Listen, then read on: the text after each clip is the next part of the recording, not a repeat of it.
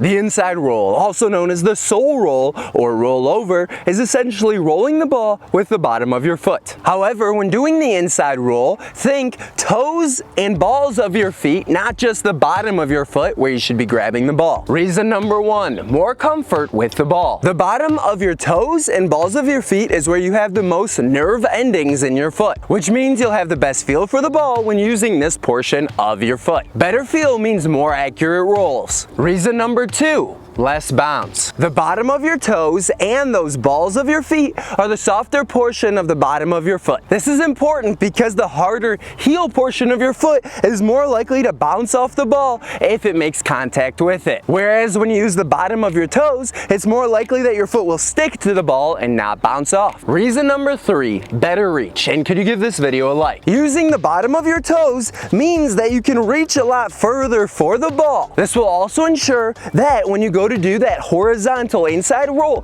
that your other leg is out of the way so you're not forcing yourself to do it diagonally. It's so important that you have that plant foot well behind the ball when you go and do your inside roll, because notice here how I'm rolling perfectly to the side because my plant leg is behind the ball and not getting in the way.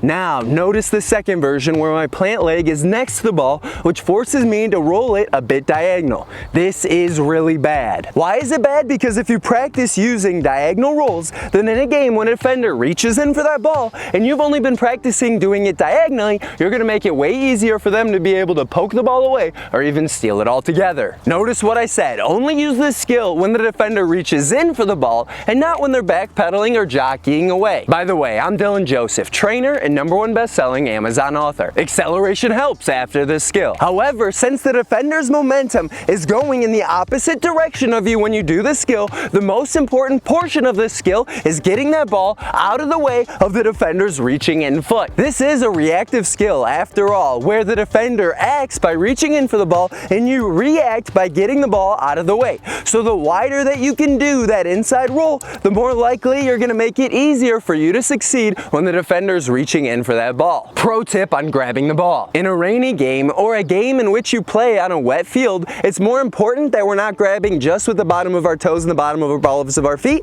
but we want to be a little bit further down on our foot to reduce the chance that the ball slips away because our foot doesn't catch it. When it comes to rolls, nearly all are unnecessary, like roll touches, roll stops, roll traps. However, the only one you should care about is that inside roll where you're getting the ball out of the way of a defender's reaching in foot. This is already a lesser version of the self pass linked in the video below, so in all honesty, you shouldn't be really practicing this skill at all. Instead, you should be spending a lot of that practice time on learning and perfecting the self pass. If you're looking to practice this skill, there are 2 great ways to do this by yourself. Number 1, without cones. Just grab a ball and work on your inside rolls back and forth as you move up the field. Make sure that your rolls are not diagonal. Number 2, with cones. Set down say 6 to 10 cones about a yard apart in a line. Then practice your rolls in between each cone for a more precise inside roll. Again, make sure that your rolls are horizontal and be sure to subscribe.